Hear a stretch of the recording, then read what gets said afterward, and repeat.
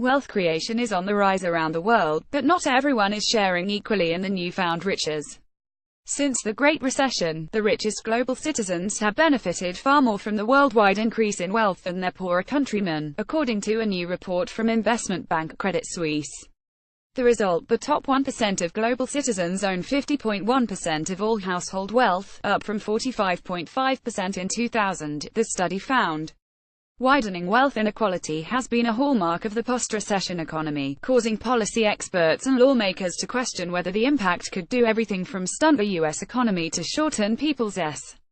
The wealth gap recently spurred credit rating agency Standard & Poor's to warn that worsening inequality could hamper long-term economic growth by dampening social mobility and creating a less educated workforce.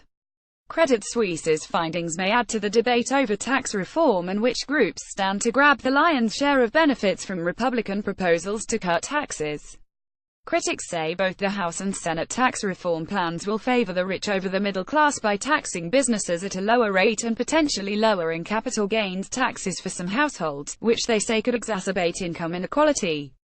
The wealth of the top 1% is being bolstered by the rising value of investments like stocks, bonds and real estate, Credit Suisse said.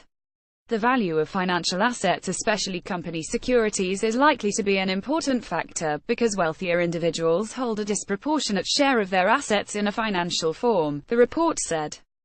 That's created a bumper crop of millionaires, with the bank estimating that 23.9 million new millionaires have been minted since 2000. By contrast, the impact of wealth inequality is hitting the millennial generation, those aged 17 to 35, particularly hard around the globe, the report said. Add rising student debt in several developed countries, tighter mortgage rules after 2008, higher house prices, increased income inequality, less access to pensions and lower income mobility, and you have a perfect storm holding back wealth accumulation by the millennials in many countries, the report said. It added, the millennials are doing less well than their parents at the same age.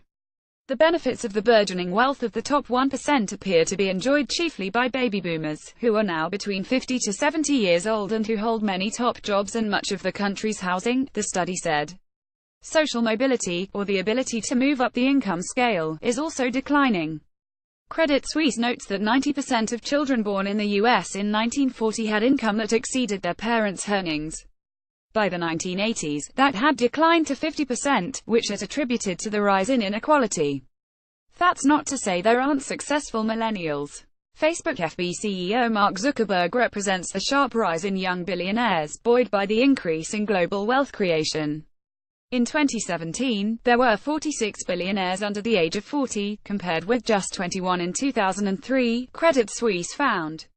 Despite the success of those young entrepreneurs, most millennials will likely experience greater challenges in building their wealth over time and face larger wealth inequality than in previous generations, Credit Suisse said.